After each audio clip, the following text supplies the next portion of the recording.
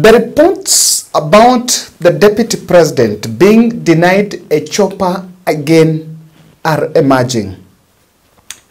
But in a very interesting twist, the military for the first time are responding to the deputy president. And what is happening here is on 27th May, the deputy president was supposed to fly to Bungoma, and allegedly that was to oversee the preparations for the Madaraka Day celebrations. And that is exercise that was already being done, was already being spearheaded by the PS Raymond Omolo. And it could not be granted, that chopper. Now on the Jamhuri Day, the eve of Jamhuri Day, the MPs, those allied to the deputy president, and I think the deputy president office confided to the media, that has been denied the chopper, the military chopper, to fly to Bungoma. Because according to the others, according to sources that spoke, that there are only 4 military choppers, and one crashed with the general. So the 3 that are remaining, the president is supposed to fly one, the other one is an escort, and then one must remain as standby chopper. So the DP was forced to hire a private chopper, and he flew there. Now, in that event, there was a breakfast meeting, and that breakfast, there was a lunch meeting, and it was very stormy. Immediately after the Madaraka Day celebrations, the deputy president and the president met with a host of UDA leaders in Bungoma State Lodge. And some of this information propped up. And the DP allies were demanding answers from the president about this issue. However, it was downplayed, and the president handler said that it was a critical military issue that cannot and should not be addressed in that place. So this information has all over been circulating.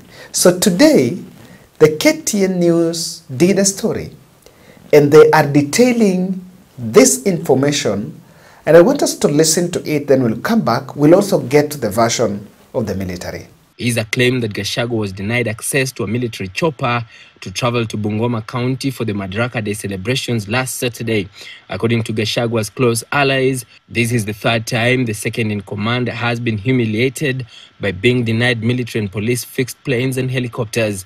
According to sources, the DP was informed that he could not use the military chopper due to bad weather, forcing him to hire a commercial plane that took him to Bungoma and later to Nanyuki, where he was presiding over the Kikuyu Oldies music extravaganza. Gachagua also failed to acquire the services of the same military helicopter when he had organized to fly to Bungoma on Monday 27th for an exhibition in preparation for the Madaraka Day celebrations.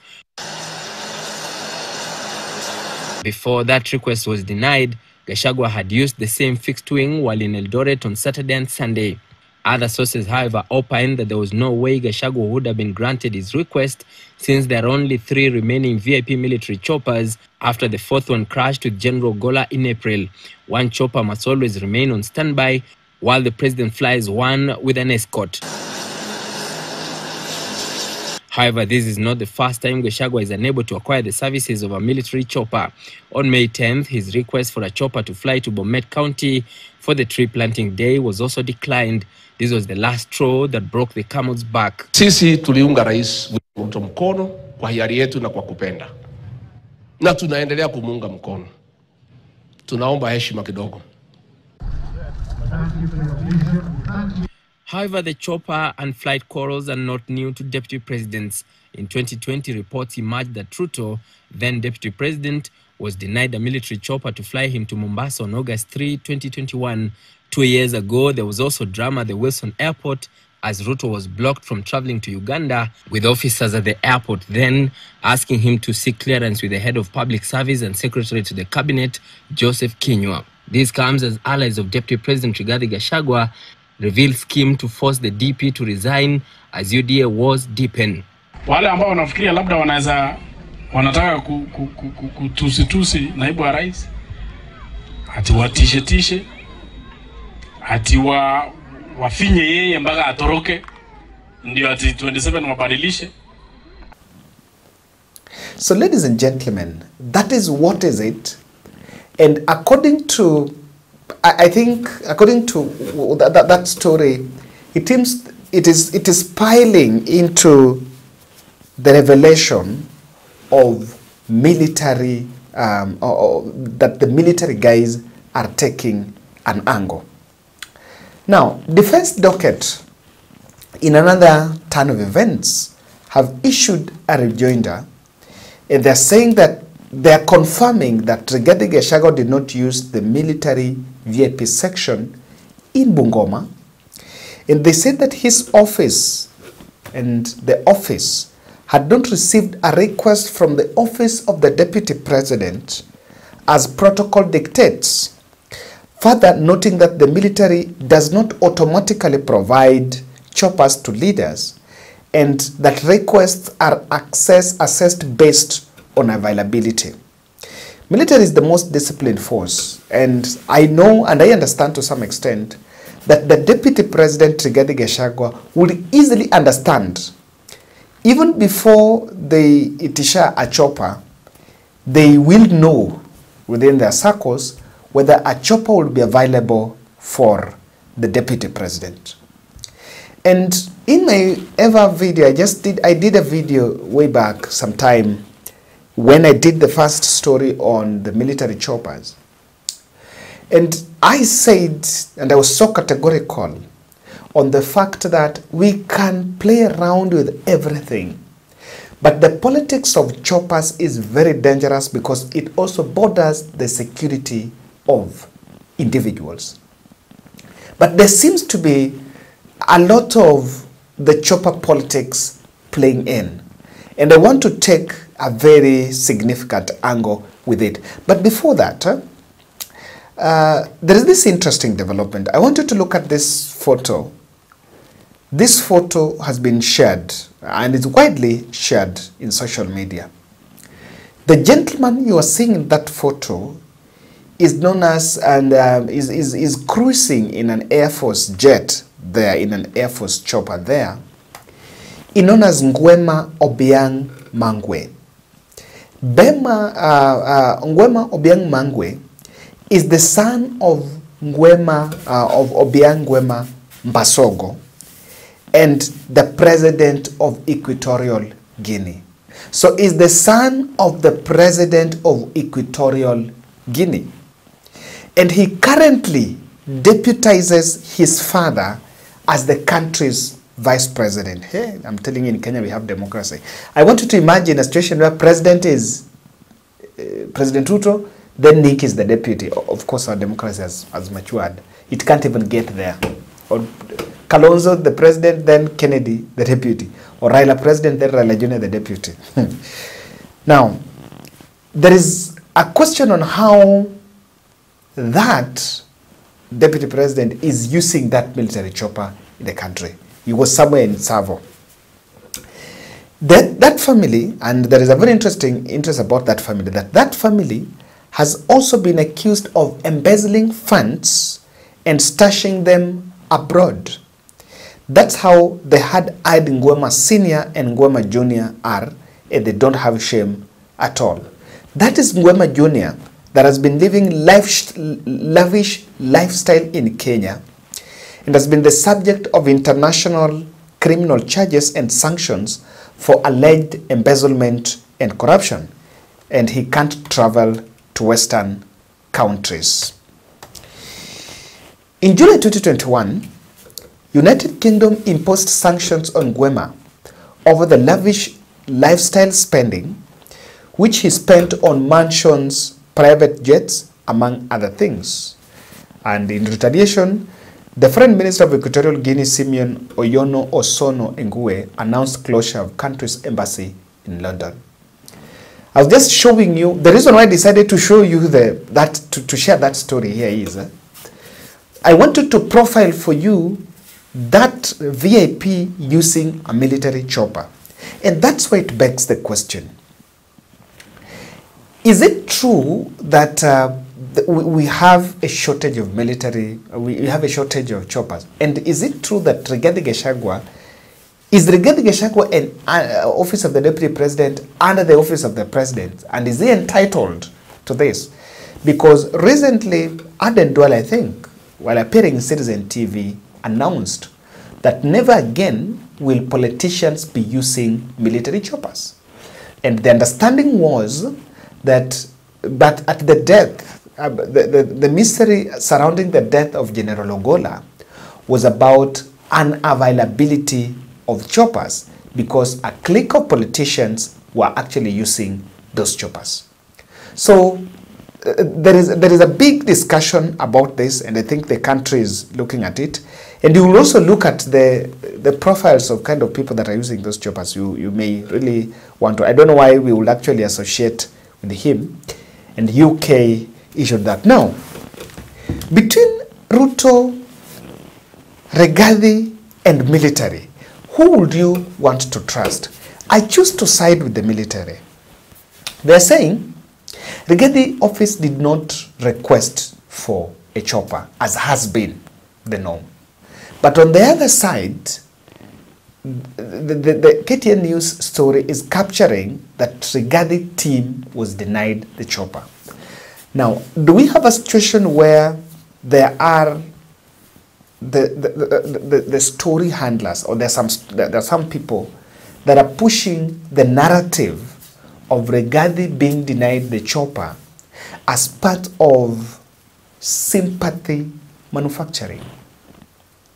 And I'm opening this box, I'm opening that discussion on sympathy manufacturing, because the deputy president is a good student of President Ruto. He's a student of President Ruto. So what he's doing, or what this story will be, is what happened. You know, people bought those narratives that Ruto was mistreated.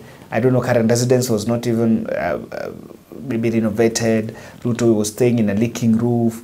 I don't know, Ruto used to pay the staff from his own pocket. There are a number of Kenyans that bought those things. And maybe Rigathi Gachagua was using the same script. The people around, the people in the office of the deputy president could be telling him about that. But do you know that the DP has not been reporting in his Harambee House office? Yes, he's not been reporting in that office. And we'll look at probably that keenly. I will tell you that why Rigathi stopped going to that office. So clearly, I choose to believe the military fellows, and I am seeing something. There are some truths coming out. It is highly possible that there was a ban, that no longer politicians should no longer use the military choppers, and that might have come from the military guys after even the death of Ogola, because there were so questions when Ogola traveled, his security travel should be like that of the president, and there should be escort and all that.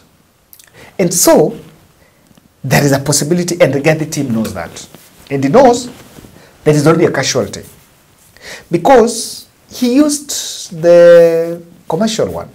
Was it paid for? Yes, it's paid for by the state. And that office also have a budget for domestic travel.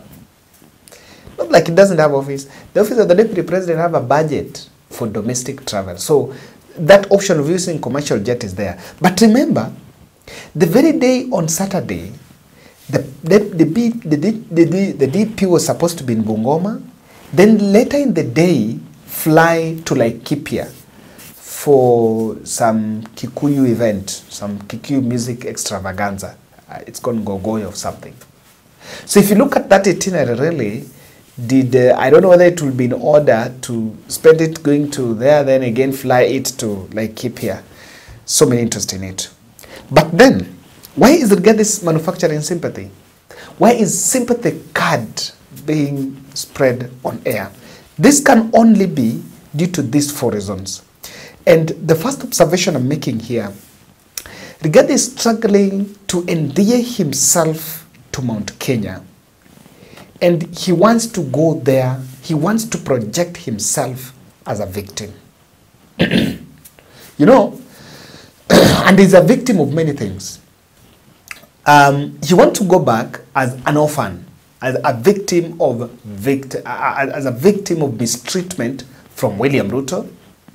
And when you listen to the speeches of the likes of Mutahi Kahiga, you'll actually understand their school of thought. The Mutahi Kahigas are actually saying, amenyang'anywe chopa. They've been talking about this. Number two, he also wants to project himself as a man that is also under siege from the Ndindi Nyoro's camp. So what will this do? This will create the sympathy. And I think of all other strategies on table, this victimhood is his conduit scheme to go to Mount Kenya as the kingpin. And maybe the tragedy of it is that it's working out. People are, I'm seeing people in social media saying, wanamwone huruma. But I wish the country, I just don't know how the country should veer off from this trajectory, because we've ever been here before and there is nothing tangible the country have experienced over this sympathy politics. But they are taking that direction. Then the second objective here is Rigathi wants to consolidate a UDA camp around him, especially from Rift Valley.